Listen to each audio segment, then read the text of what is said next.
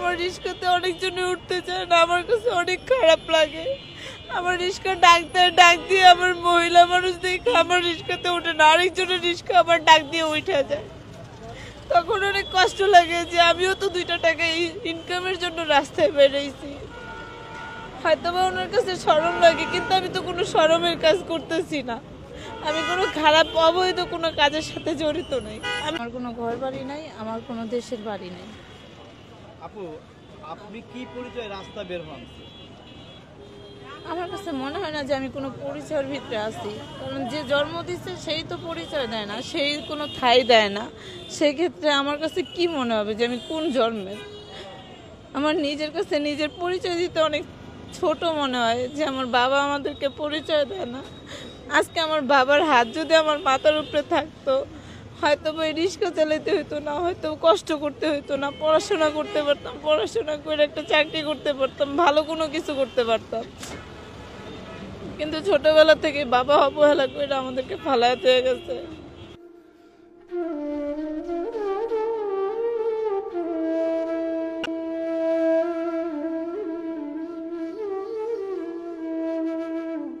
আসলে ফ্যামিলি থেকে দেওয়ার মতো সামর্থ্য ছিল না, কারণ ওনাদের টাকা পয়সা নাই, উনি যে আমার বিয়ে দিবে তো সেরকম কোনো সামর্থ্য ছিল না। সেক্ষেত্রে আমার সম্পর্ক হয়ে বিয়ে হয়েছিল।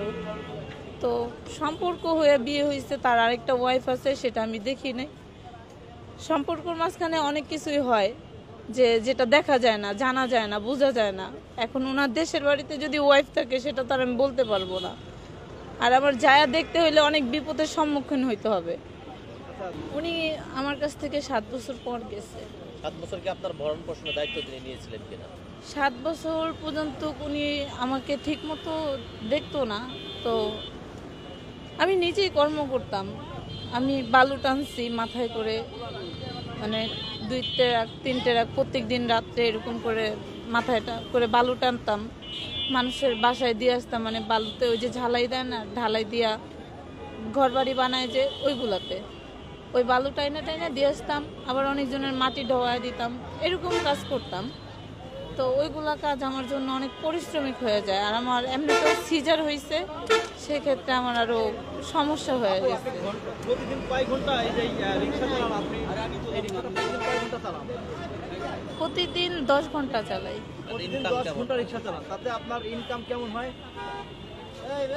কোনোদিন আমাদের ইনকাম মানে কোনোদিন ইনকাম হয় 1000 টাকা, কোনোদিন ইনকাম হয় 700 টাকা, কোনোদিন ইনকাম হয় 600 টাকা, কোনোদিন শুধু জমার টাকাই উঠে যে 450 টাকা। 450 টাকা আমার এই গাড়ির জমা। তো কোনোদিন এরকমও উঠে, কোনোদিন মানে না খায়া থাকতে হয়, কোনোদিন খায়া থাকতে হয়, ঠিক ঠিকানা নাই। কারণ এই অটো রিক্সা যারা চালায় তারাই বুঝে যে রাস্তায় কিরকম ইনকাম আছে। আমিও চালাইতেছি, আমিও বুঝতেছি। কারণ আমার রিক্সাতে অনেকজনে উঠতে চায় না, যে মহিলা মানুষ, আমি অ্যাক্সিডেন্ট করি কিনা এরকম ভয় করে। আবার অনেকজনে চিন্তা করে যে আমার লজ্জা লাগবে একটা মহিলার গাড়িতে উঠতে, এরকম চিন্তা করে উঠে না। কিন্তু আমি কর্ম করতেছি, আমি কোনো খারাপ কাজ করতেছি না যে কারো লজ্জা লাগবে।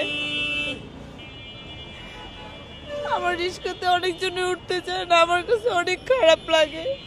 আমার রিক্সা ডাক দিয়ে আমার মহিলা মানুষ দেখে আমার রিক্সাতে উঠে না, আরেকজনের রিক্সা আমার ডাক দিয়ে উঠে যায়। তখন অনেক কষ্ট লাগে যে আমিও তো 2টা টাকা ইনকামের জন্য রাস্তায় বেরিয়েছি। হয়তো বা ওনার কাছে শরম লাগে, কিন্তু আমি তো কোনো শরমের কাজ করতেছি না। আমি কোনো খারাপ অবৈধ কোনো কাজের সাথে জড়িত নই। আমি পরিশ্রম করে খাইতেছি। আপু, আপনি তো 30 টা রোজায় ছিলেন, এই যে রমজান মাসে কি দিয়ে ইফতার করেছেন?